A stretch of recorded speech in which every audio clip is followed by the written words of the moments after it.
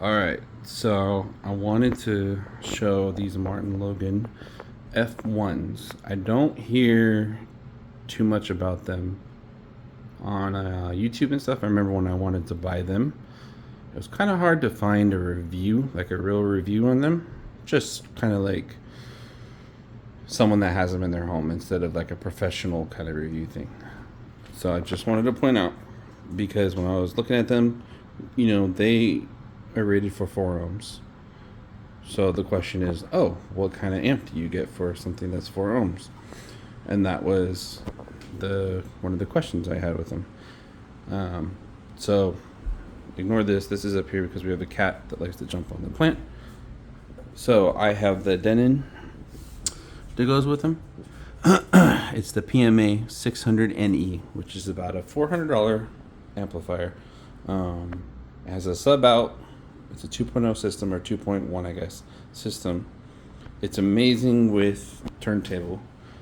But another thing I use it for is I have an optical going. So I have my PS5 and I have my 4K player right here that I use also for CDs, listening to CDs, but also for 4K movies.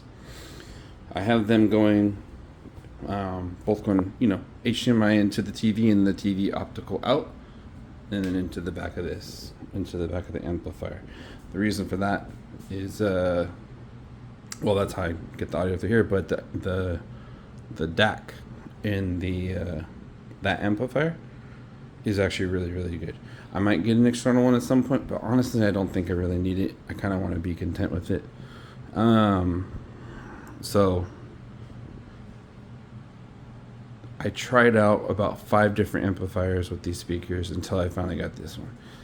And I don't remember if any of the other ones were capable of doing 4 ohms. So if you hook up an 8 ohm amplifier to these speakers, they'll be fine. They'll just do different wattage, right? But this one by far sounds the best. And it sounds amazing even on Bluetooth, because it has a Bluetooth capabilities. The DAC in that amplifier does amazing. I was like, oh, that's surprising. But of course, nothing will be better than actually being wired up, of course. And then the turntable, it's a Denon turntable. It goes really good with it. This amplifier sounds great with the turntable or with digital. So I have a mini computer there as well that goes to the TV as well, and I play some WAV files or FLAC files to it and do that. But these speakers are quite amazing. Off the top of my head, I don't know much of the technical stuff of them. Now you'll notice down there I have a flat subwoofer. I think it's a 10-inch one underneath. I didn't have it for a long time, and I was going without it, and I was like, it was a really good deal on it, and I said, you know what, why not? Because I've heard that the F2s, which are the step up from these F1 speakers, have a lot more bass, or maybe not a lot more bass, but they got more, more bass. And these were actually surprisingly well, probably because the house isn't ginormous, the floor pushes out the bass really well. But I figured, why not? Because this turntable, there's not this turntable, I apologize. This amplifier has a sub out, so I was able to hook it up with the cable super easily, and it made a good difference. So I use these speakers for, I guess, basically mostly 3 different things, or 2 different things. 2 different types of music. So one is digital through the computer, through a CD, another way, or a CD, and then another way is through a turntable, so through the RCA. And then I use it also for movies. And even movies, I know it's not like a 5 point whatever system, 7.2 system. It's just a 2.1 system, but it actually sounds really, really good with these speakers. So if you're wondering what amplifier you could test out, and of course everybody's different, I would suggest this amplifier. There is different versions, of course, of the Denons. There's step ups from these ones. So this one's like $400. These speakers, I think when I got them, were like $600 each. Which is a lot of money. But it's something that I'd be used every day. I figured it'd be worth it. And they definitely are. I don't regret not getting the F2s because these are the Martin Logan F1s. I'm happy with F1s. I mostly made the decision based off size. My wife doesn't like the speakers taking up a ton of room, and they work really well. The amplifier now, I got this one because of just it does fit really well with him. It pushes out the 4 ohms.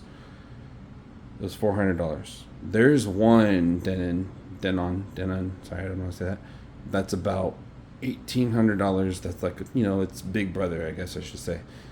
And I'm like, oh, I wonder how that would sound with it. Maybe someday. Probably not, though, because that's just a lot of money for me. But anyways, I just want to let you guys know, these Martin Logan F1 speakers are pretty phenomenal.